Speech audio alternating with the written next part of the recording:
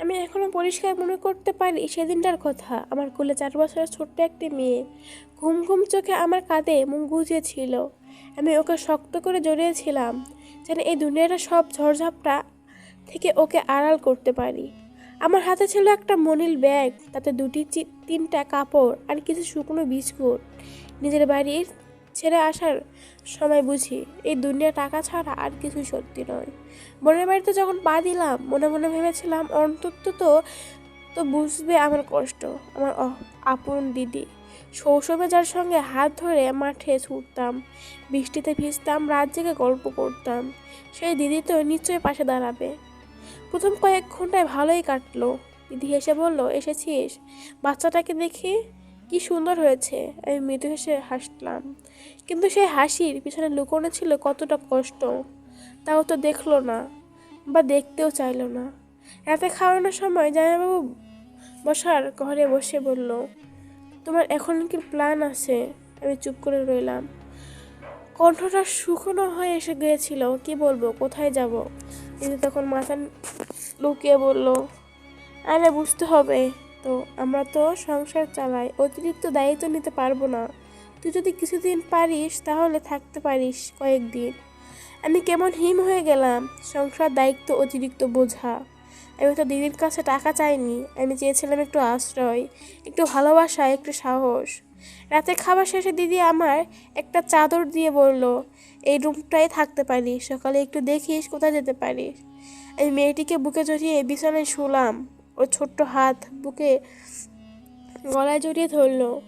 ওর নিঃশব্দে স্পর্শে আমার চোখ ভিজে গেল। মনের ভিতর তখন শুধু একটা কথাই ঘুরছিল, টাকা ছাড়া কারো মূল্য নেই। স্বামীকে হারানোর যন্ত্রণাটা ছিল আলাদা। ওর সঙ্গে আমার কত স্বপ্ন ছিল, একটা ছোট সংসার, মেয়ের জন্য ভালো স্কুল, কখনো বিকেলে নদীর ধারে বেড়াতে যাওয়ায়। কিন্তু স্বামীরা হারিয়ে গেল কোনো এক অন্ধকার রাতে, কে জানে কোথায়, কে জানে কার সঙ্গে। শেষবার ফোন করে বলেছিল, আমি আর ফিরবো না, আমার জীবন আমি নিজের মতো করব। আর কোনো শব্দ ছিল না। আমি ফোনের ওপাশে একটা দীর্ঘ নিঃশ্বাস, তারপর স্তব্ধ। আমি বসেছিলাম অন্ধকার ঘরে, ছোট্ট মেয়েটাকে বুকে নিয়ে। ভেবেছিলাম ও ফিরবে, হয়তো একদিন বলবে, তুমি করেছিলাম, ভুল করেছিলাম, ফিরে এসেছি তোমার কাছে। কিন্তু না, কেউ ফিরে না, কারো জন্য অপেক্ষা করে না। পরদিন সকালে বোনের বাড়িতে উঠে দেখি দিদি রান্নাঘরে ব্যস্ত, জামাইবাবু অফিসের জন্য রেডি হচ্ছে। আমার দিকে কেউ তাকায় না। মেয়েটা হালকা কাশি দিচ্ছিল। আমি একটু গরম পানি চাইতে গেছিলাম, দিদি মুখ ঘুরিয়ে বলল, নিজের মেয়ে খেয়াল তো নিজে রাখতে হয়, সব দায়িত্ব কি আমাদের? আমি কিছুই বলিনি, শুধু মাথা নিচু করে মেয়েকে কোলে নিয়েছিলাম।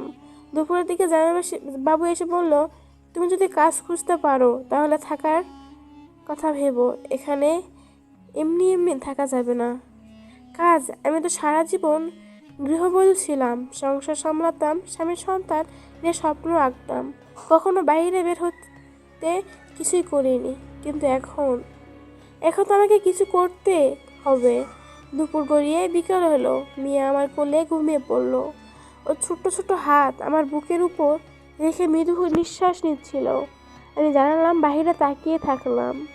আকাশটা কেমন ধূসর হয়ে আসছিল, ঠিক আমার মনের মতো। এখন এমন সময় দিদি এসে বলল, শোন, আমি তোকে কিছু বলছি, রাগ করবি না। তুই বরং একটা মহিলা হোস্টেল উঠ, ওখানে তো